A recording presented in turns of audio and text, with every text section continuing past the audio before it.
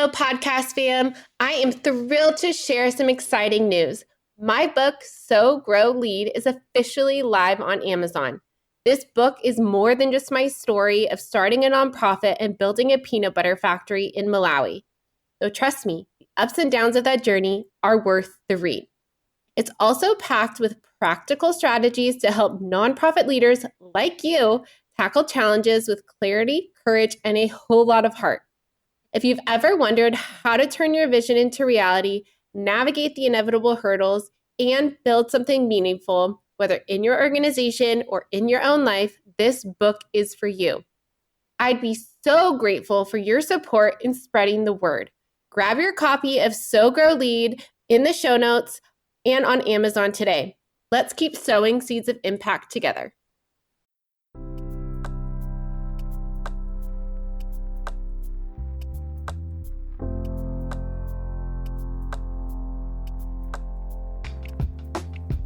Are you a nonprofit professional who's feeling overwhelmed and burnt out?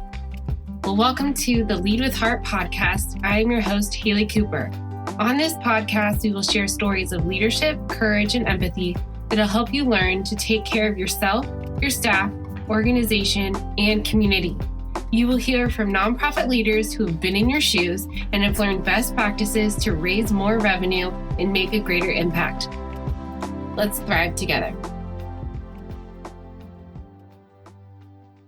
Hello, everyone. Welcome back to the Lead with Heart podcast. I am your host, Haley Cooper.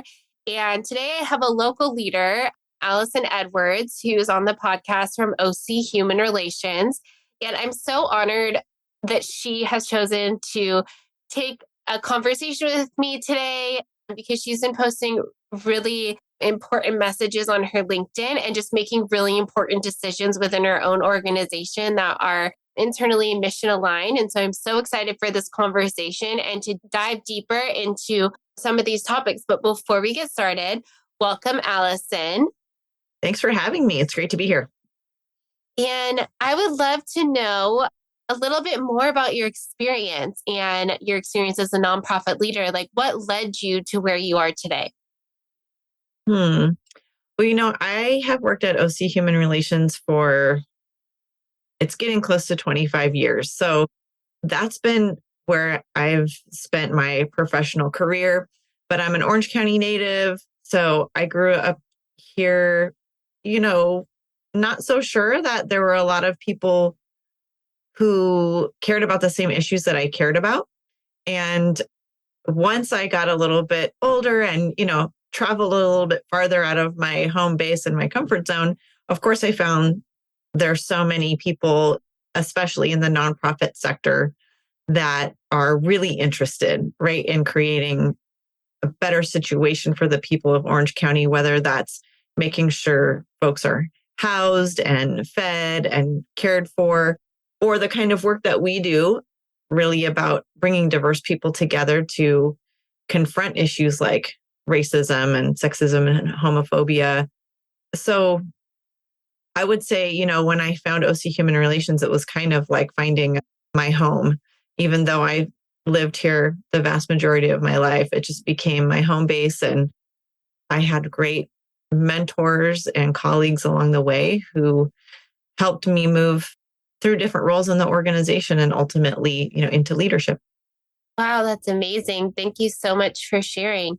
Can you share a little bit more about the mission of OC Human Relations and what are some of the key things that you do for the community of Orange County? Yeah, so historically our work has been about bringing diverse people together to foster mutual understanding. We're also really trying to evolve our work to think more deeply about what equity and belonging look like. And that really means, how are we co-creating with folks? So one of the ways that you can feel like you belong in a space, right, is if you helped create it. Like most people feel like they belong at a party that they helped put on, So as we move into that kind of era of work, it's informed how we do what we do. But the way that plays out in programs is we have a few major buckets of work, but to try to be somewhat succinct, a lot of our work is done among youth in schools. So we have programs to create safe and respectful schools. We have a restorative justice program that's offering alternatives to suspension, which is, essentially a way to keep young people in school, in class, prevent push out and drop out, and interrupt the school to prison pipeline. We do a bunch of work around conflict resolution, whether that means training mediators, mediating cases, or even responding to community crisis and conflict. And then we also partner with the County of Orange to do anti-hate work. So that means tracking and reporting hate activity for the County of Orange, publishing an annual report, but of course, working with organizations across the county to prevent hate, to make sure that we're educating people on how to get resources if they've been targeted by hate, how to stay safe. I'm sure in the last couple of years, we've had a 5 or 6 year rise in hate activity in the county, but during COVID, we had a huge surge of anti-Asian hate. So really making sure in those times when people are feeling like, I can't even leave my house, how can we reach out? How can we support? And then more recently as well, after the murder of George Floyd, we got something like 120 calls from different organizations saying like, we want to talk about equity. We want to talk about race. We want to figure out how do we support our staff who's just really feeling so harmed by seeing this video, over and over on the news. So we started responding right away and providing dialogue space and places just sometimes for people to kind of like connect and heal. And then that leveraged into lots of training. So we also offer a lot of training on how can organizations move the needle on equity? How can we just, create great spaces to work, like places where we can have a hard time, but we can still show up and know that people will support us. Not everyone wants to bring their whole self to work, but if you do, like you want to have that workplace where that's not going to be held against you, where you can celebrate your culture and bring your traditions into work and, just know that you'll be accepted in those spaces and that people will work to minimize any barriers that you may have. That's a lot of what we've been doing lately. And a lot of our work is with other nonprofits. And so I feel like we're kind of building a local culture around what workplaces can be. And I guess trying to push back a little bit against, the nonprofit, in our history, so many of us in nonprofit are kind of like you wear that badge of working more hours than you're paid for and all those things. So, I think we have to think about our own well-being, right? If we are to be the change makers in the county. Wow, that's amazing. Thank you so much for sharing all the wonderful work that you're doing. And I love that you started and evolved out of this process is really training other organizations how to provide more equity and belonging within their own organizations. How have you navigated that as a leader of an organization? I know it probably comes with its challenges, but what have you done personally and within your organization to navigate some of those challenges? Because I feel like sometimes with organizations, it's so easy for us to focus on our community that we're serving that we forget that our staff are a part of that community. And if we're stuck with our mission, we need to serve our staff as well. So can you give some insight into maybe some of your own personal experience navigating that?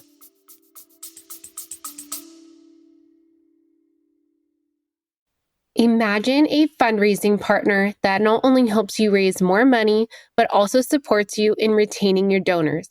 A partner that helps you raise funds both online and on location so you can grow your impact faster.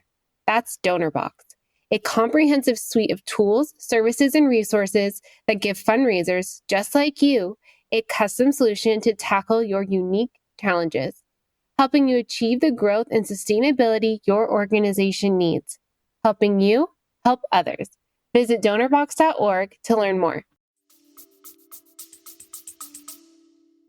Yeah, love to. It's definitely, I'll say up front, it's definitely a work in progress. And I would also say up front, anything that the organization has done, even though it might be seen as, led by me, It's just because that's where I am on the org chart.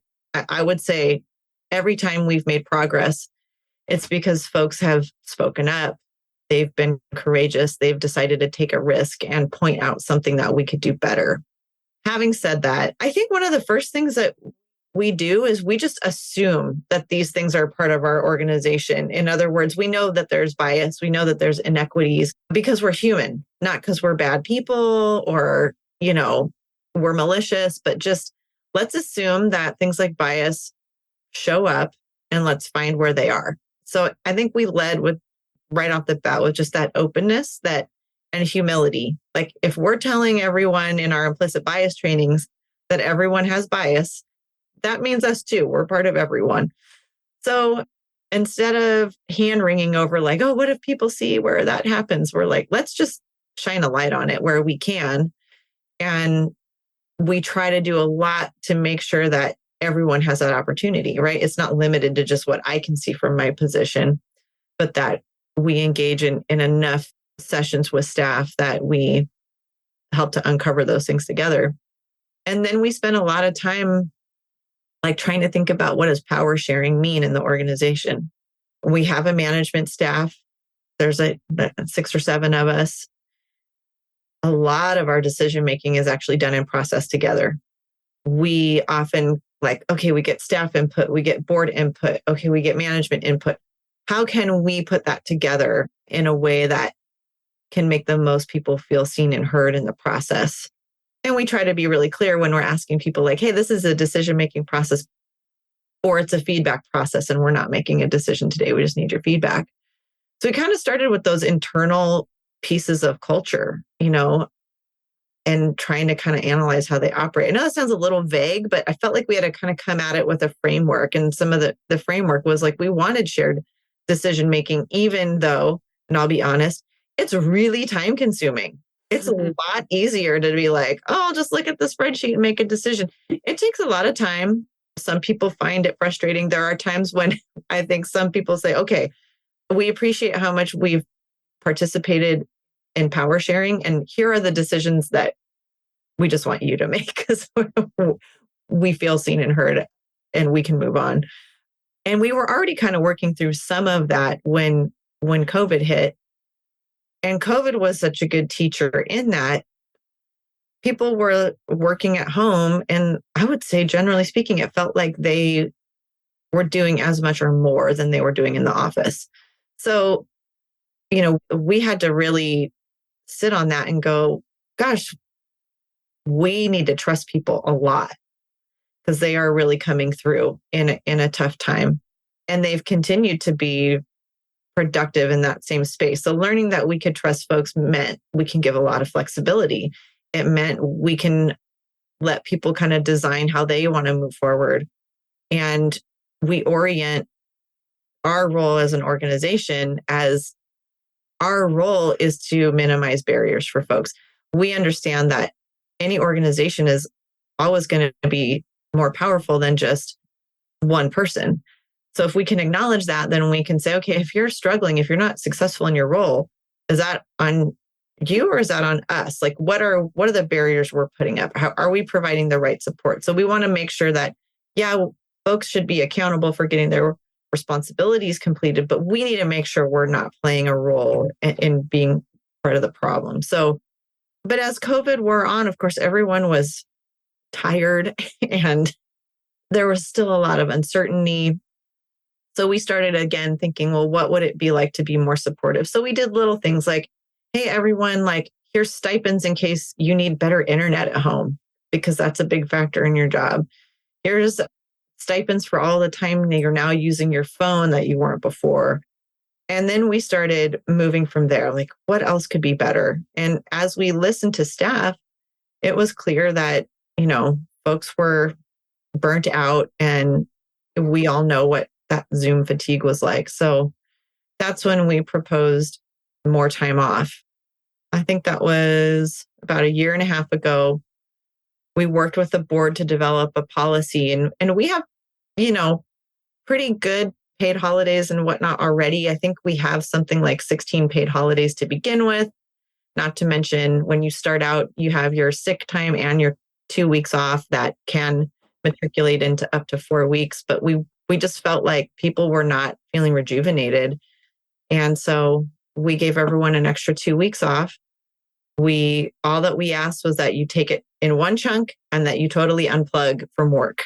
And so there was like a long running joke about, I'll change your password if I catch you logging in. And we actually did have to tell some folks, like, I can see that, you're responding to emails. I really want you to take this time off. And so we just completed the first year of that as a pilot program. And not only did people report, that it helped, but the people on their teams reported that it was manageable to have people take that time off. So we actually think we'll even look to increase that maybe over time. We also decided to increase family leave. We offer our own family leave now, 4 weeks of paid leave that you can take whenever. You can take it concurrent if you're on maternity leave, concurrent with that, or you can tack it on to the end, or just to take care of a family member. But we felt like it was important that people can have more time, more flexibility to do those things that matter most. All those things at the end of your life, you're going to be like, I'm glad I was there for that time and not worried about work. But then as COVID pretended like it was going to fade into the background, of course, inflation went way up, and we had been trying to keep pace with pay through a calculator that MIT puts out, but I don't think it was the best data. And then we heard from OCBC that's like, oh man, you got to make $75,000 to rent a median 1-bedroom apartment in Orange County.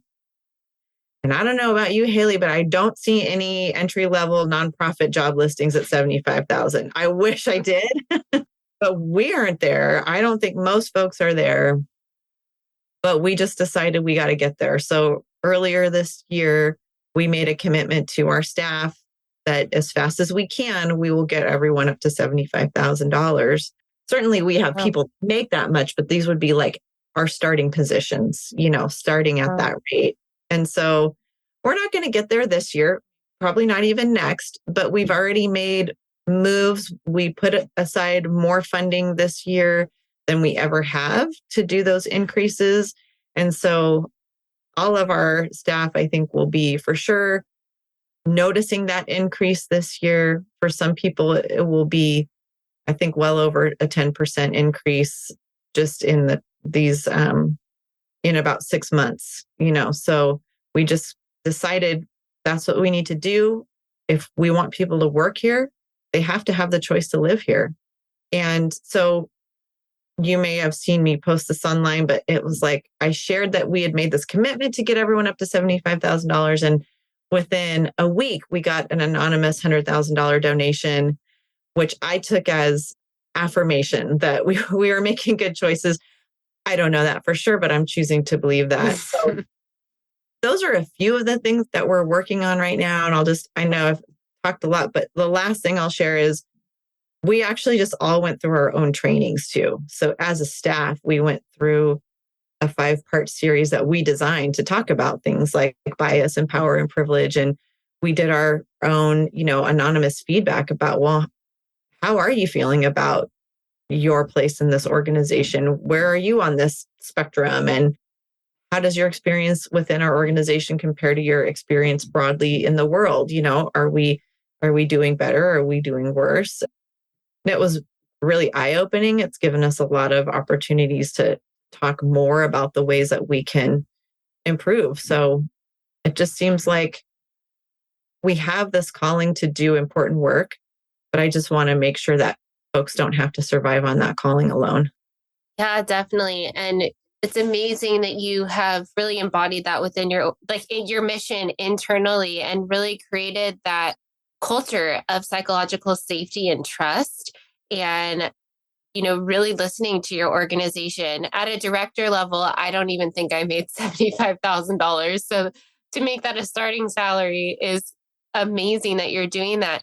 Can you, before we jump into the fundraising side of how you're getting funders on board with all of this, because that's my fundraising brain, but I also want to tap into my EMC brain, which is all about emotional connection and building psychological safety and trust within an organization. Because you said earlier, some people don't want to bring their whole selves, but the fact is that George Floyd murders happen, it impacted everyone in a different way. And it's hard to leave that at home.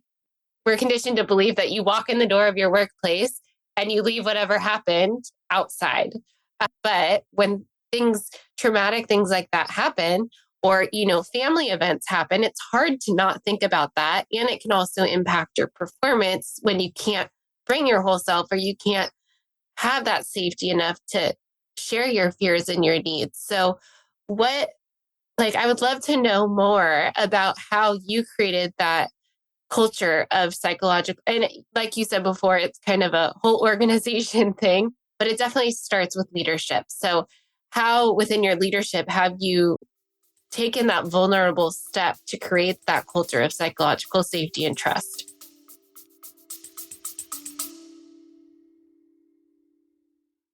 Hey there, podcast family. If you're like me and deeply committed to improving your leadership skills and fostering better connections with your team, I've got something truly amazing to share with you.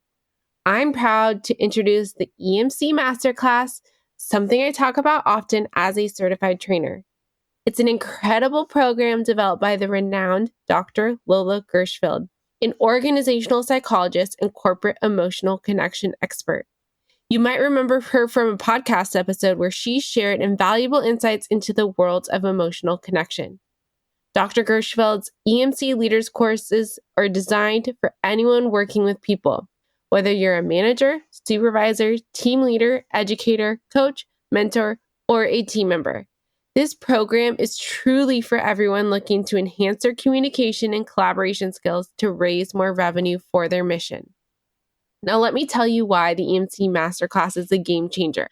Dr. Gershfeld's groundbreaking emotional connection process has been integrated into top universities' curriculum and recognized by international organizations like ICF, HRCI, and SHRM. Humans are wired to seek emotional safety, and when we feel safe, we're more likely to take risks, share innovative ideas, and collaborate effectively. The EMC process is the catalyst for creating that emotional safety within your team. The virtual EMC Masterclass consists of 8 modules with 4 hours of expertly recorded material, 13 quizzes to reinforce your learning, and a workbook filled with activities for offline practice and something I still refer to daily. Ready to become an emotional connection master? Dr. Gershfeld is offering an exclusive detail for our podcast listeners. Use the code LEADWITHHEART to enjoy a generous 10% discount on the EMC Masterclass. Head over to emcleaders.com and enroll in the EMC Masterclass today. There's a lot of different things I think that we do well, but I will say you could ask any one of our employees and some would say, I totally feel that psychological safety, and others would say, maybe not. So I also don't want to claim that hey, we found it. We found the magic wand. I think we try to be really transparent that that's where we want to be and that we want to know where we're falling short. But, anyone in the org can kind of initiate those type of things. So when things like the murder of George Floyd happen or the shootings in Atlanta in 2021, I think that was, we often just initiate space for people to come and process. We design a circle dialogue, but it's often not me, right? It's the other people on the team that say, I think we should provide space. This feels like it's a big deal. I just wanted people to know that they can come together. There's been other times where we communicate messages out to our staff, like we see what's happening in the world today, and we know you might need to work a little slower today. You may need to take longer to get back to those emails. You may need to cry or not cry, right? I'm not going to prescribe for you what your coping strategies may be, but just know that you have our support and our permission to get that support today. And if you don't know where to get it, please know that your colleagues are here also to support you. And here's the different ways that you can find us. That's part of it, is just consistently communicating that's, and then of course, you have to have people that take a risk and say, I trust that Allie was genuine when she said that. So I'm going to speak up, or I am going to take my time. That's hard because no matter how open you try to be, how transparent you try to be, how actively you try to create that culture. We are at the end of the day, the management, there is a power dynamic. And if no matter what, if somebody speaks up, they're taking a risk. I happen to believe that they're not in that I am ready to accept that feedback. But I can't prove that unless somebody takes a risk. So we also have to, I think, be really appreciative of those who will step into that and say, like, I'm going to give this feedback. We try to provide lots of ways to do it. But, the staff that does this work day in, day out, like the folks that were running dialogues and doing restorative justice work and approaching people who have been harmed by hate and violence, they really know how to create an atmosphere that I would never be able to create on my own. It's like when you step into our training and the first thing that they say to you is, thanks for being here. We're going to give you another 5 minutes just to come into the space. You might have hurried to be here. You know how many of us go Zoom to Zoom to Zoom to Zoom, and they provide that space. Or they's okay, let's do a grounding activity. Let's go through your senses to just make sure you feel like you could be present. They're quick to say, if today is not a camera on day for you, then don't make it a camera on day. There's just lots of ways where it's they consistently give permission to put your needs into the mix and not always be in that place of sacrifice, because we all have to do that in our roles from time to time. But I think it's just that consistency of being seen and being heard. And it's not just things like, I see you, or thanks for being, but really take that time. And we have even one person that was able to take in June, we had someone that took a full month off. Right now we have someone taking a full 6 weeks, but there's also the willingness of colleagues that want to be able to do that too, to say we will schedule in a way that this works for you. We want to support each other in that process. So I think it does start with leadership, but part of my leadership is getting out of the way so other people can create the spaces that they need and they think that their colleagues need to be successful. And I mess it up all the time. I forget all the time. I've worked there for so long. I forget, I'm the CEO no matter where I go. I just wanted to hang out with everyone. I can't always do that. I have to be cognizant, right, of the power and influence I have. And I'm not all the time. And I think we've created an atmosphere where folks also know they can tell me that when that happens. I'm sure they don't every time, but I do have folks that will be yeah, you didn't show up how we needed you in that situation. Can we debrief this? Can we talk about how we're going to move forward? And thank goodness, because at this point, they're much more regular practitioners of all these things than I am, so they're often leading me. Even a lot of the conversations we had about increasing pay were people saying, I want to stay, but I don't know if I can afford Orange County, so it's thank goodness they do take that risk and they speak up, and we try our very best to be yeah, we hear it, we're acting on it. I don't know if that was specific enough, but that's what. Yeah, that was amazing. And you're so strong and courageous for being willing and being open to that feedback. And I love what you said about, really helping people ground into the exercise, and the training, but also making sure people feel seen and heard, because part of emotional connection in the process that I help train organizations on is helping people feel like they're seen and they're heard and that you're there for them. You hear them. And the moment you feel like no one's there for you, that's when you become disconnected. And I love that you are providing that space where people can speak up and kind of provide some of that feedback where they feel safe enough, because vulnerability is the most courageous thing that you could do. I know that it's often deemed as weakness, but I think it's Brene Brown who says it's the most courageous thing that you can do, to step into a room and be vulnerable. But I want to transition a little bit into funding. So obviously I'm a fundraiser, so I like to know more about, when you talk about sabbaticals and you talk about funding overhead, quote unquote, when I think that term needs to be removed from people's vocabulary. But how have you navigated? And I know I had a conversation with your team on talking back in August through AFP about talking about funder and nonprofit relationships in this topic, which they provided a lot of good insight on how to navigate those conversations. But can you give a little bit more insight into how not only have you navigated conversations with foundations about, the importance of diversity, equity, and belonging, but also like the topic of we're going to provide our staff a baseline of $75,000 and we need your help to do so.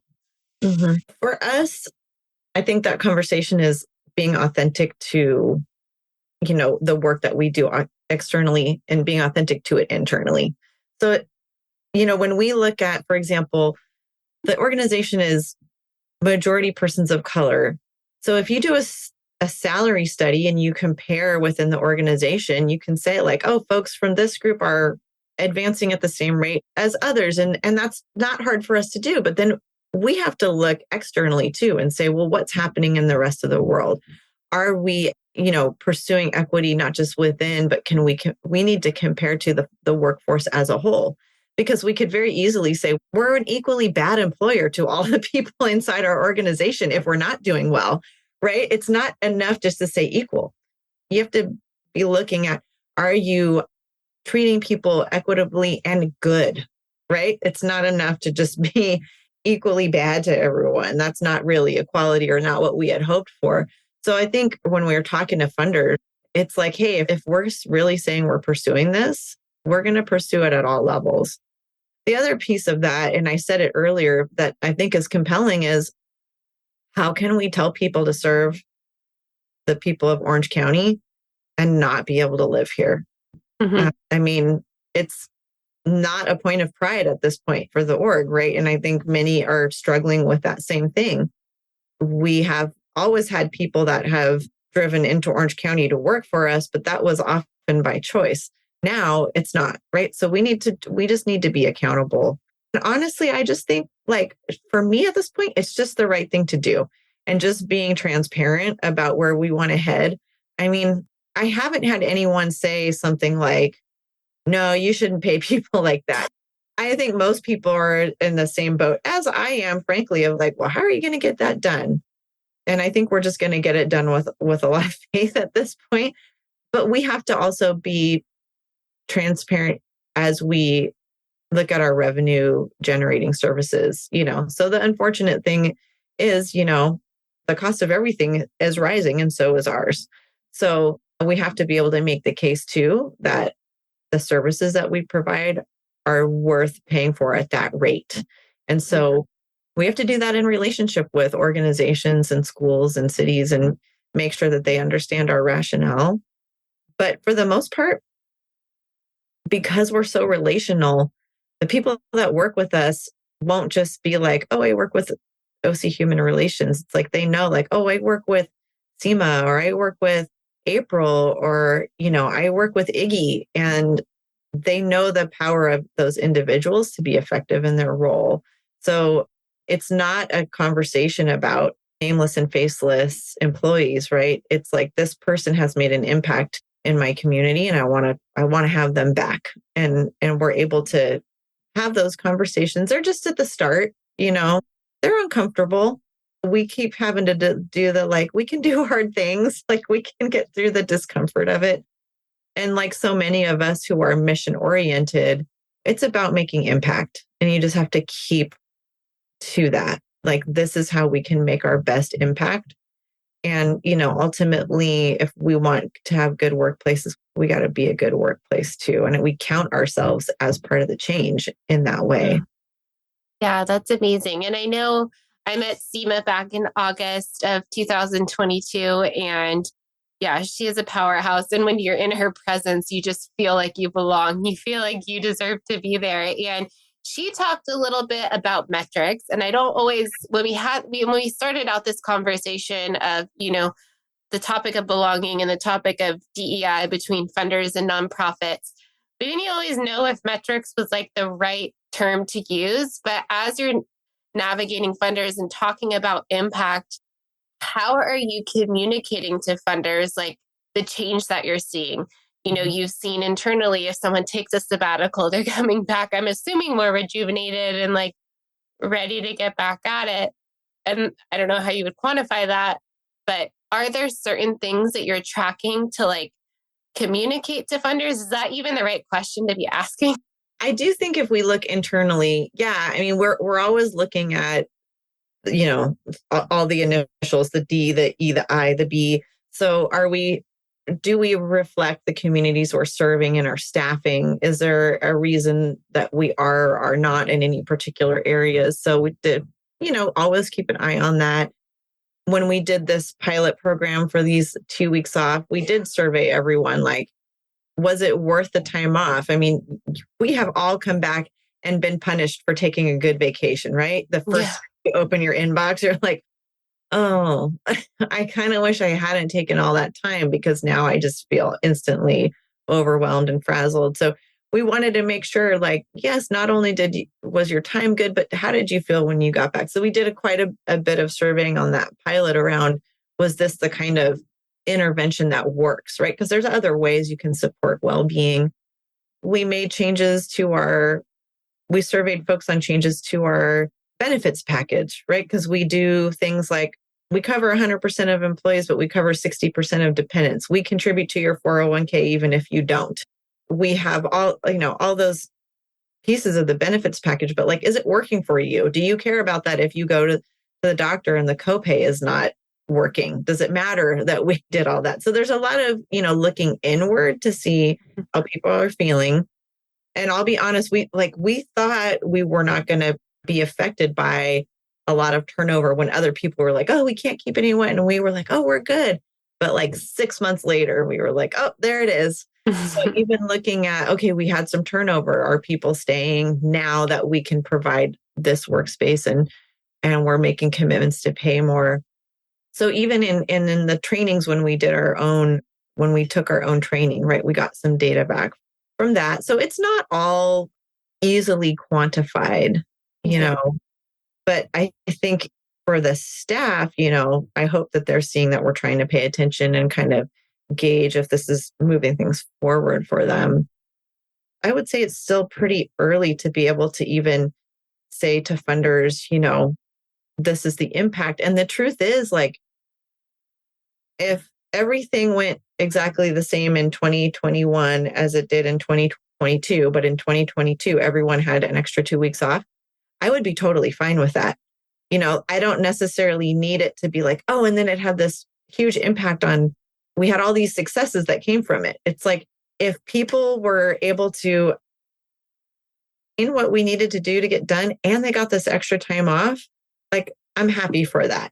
I don't need to show in my mind to anyone, ooh, all these, here's why you want to give us more money because we got this much more out of people when we gave them time off. It's really more, we probably should have already been doing this. So let's kind of honor people the best that we can for the contributions that they're making. So it's like, it's an improvement in the organization, but not necessarily that needs to be related to productivity.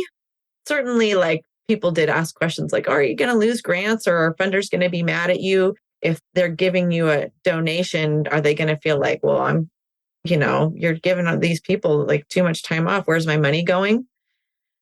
Some people might have thought that, but the only feedback that made it to me, which means people took the time to call me or email me, was, I really applaud that you're doing this. I'm glad you're thinking about, employing people this way. I only got good feedback. Now, like I said, maybe some people weren't so mad that they took the time to write an email, but, we just wanted to kind of like decouple this from like, oh, high producers get time off or whatever. It's really more like, here's how we think we can put humans first in the midst of, trying to create a more equitable world or addressing what can feel like insurmountable issues. Like, we can still put humans first and center the humanity of our colleagues in the process.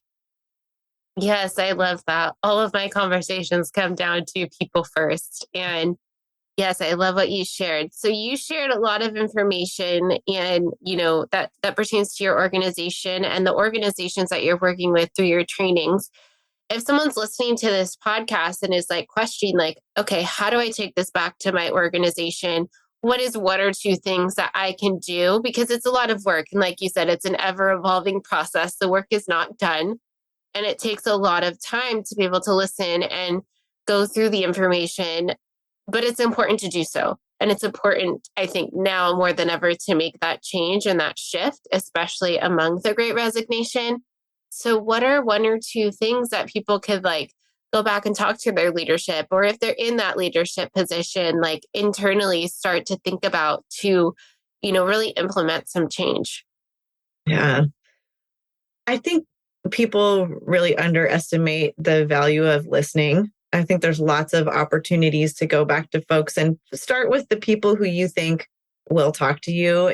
How else could, and sometimes that's not even like asking the other management, like, what do we need to do? But what are you hearing? How could we structure something where people, could give feedback? I mean, we do lots of anonymous feedback on things, listening circles and listening sessions of what's working, what could we change. A few years back, we even did a whole session on like, well, how do you want to be approached if there's conflict?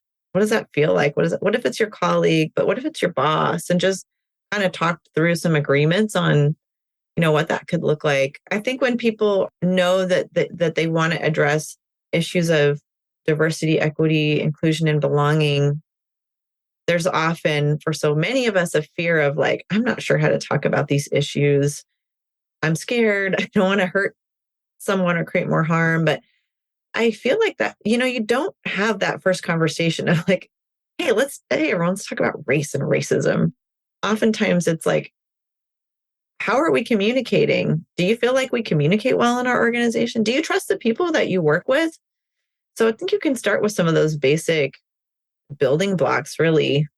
And for organizations like ours, like we're pretty well spread out geographically. We have a number of people whose primary work site is a school or a courtroom, not our office. So even just making sure the more time that we have to engage with people and show that we actually understand what their job is day to day matters as well. Like it's hard to go out and work solo at a school site and have the task of like, hey, can you change the culture of the school while you're here? That's a lot, and if we don't really understand what that looks like day to day, we can't support people. So I think it's a lot. It starts a lot with just, are you connecting with your team? Are you connecting with your staff? Are you listening to what their challenges are? And because many of us as managers know how to respond to basic challenges that work in the workplace, right? And I think that's just like a sign of good faith and goodwill that you're willing to take action. And then as you develop that rapport, then you can move into like, well, what is it like to be you in this organization, or you? Like, where are the places that you see some of these issues showing up? So no surprise that the person from human relations is like, just build some human relationships. Start with. I think that's, you have to have that foundation of trust before you can move forward, because people that, have had these experiences with discrimination or exclusion, I mean, we can probably all think back to a time that we were excluded, go back to being a kid, right? Everyone has painful memories like that. But many people are still experiencing that as adults, right? They're not just playground memories. There are things that are happening day in, day out. And to ask someone to bring that into space, to retell that story, to bring that emotion, that's a big ask. So taking those steps to build trust, to show your own vulnerability, like you said, Haley, I think it's actually at those simple building blocks that we can get started. And as we continue to offer space for people to tell us their needs, hopefully over time, they too will feel like they can take a risk and say, I do see bias in this organization. And I'm going to, maybe I won't tell the CEO, but I'll tell my manager, and I'll trust that they'll communicate some of this up. But I don't know, that's what occurs to me. There's lots of ways to do it right, though, so I'm not trying to be prescriptive, but I just think, like when we made that commitment to pay everyone, I honestly, it was like, I don't have a great plan for this, But if I don't put it out there, it'll be really easy to never put it out there, and to go, well, I'm going to work on it. So sometimes you just got to put it out there and your intent, right? Like I said, don't say like, come talk to me about race, but just like, hey, I would like to know how I can make your job better. Let's talk about that. And over time, that trust will grow.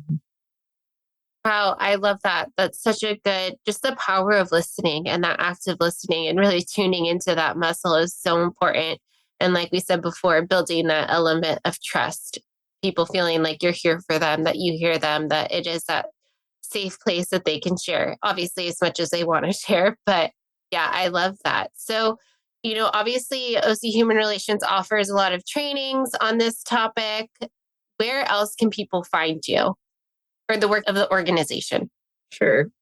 I mean, probably the best place is just going to our website, ochumanrelations.org. You can kind of see the complement of things that we're doing. We really do like to work closely with organizations. So you can see some of the templates of what our training looks like. But we hope that if you want to work with us, that we can spend time really, knowing the organization individually and making sure that what we're offering is going to feel right to your team. Because you can come into this work at lots of different levels. Some are raring to go. Some are like, oh man, we know we need to do something, but there's a lot of skepticism on the staff, So we want people to feel like this work is for everyone and you can come in where you're at. And there's going to be some uncomfortable moments. Like the staff has really adopted, instead of like, we can't always guarantee a safe space, but we can guarantee a brave space where you can come in and take a risk and we'll support you through that. Maybe there's a bump in the road and we can talk through like how we can improve, how we can do better, or why that phrase or that comment was hurtful to some and maybe not to others.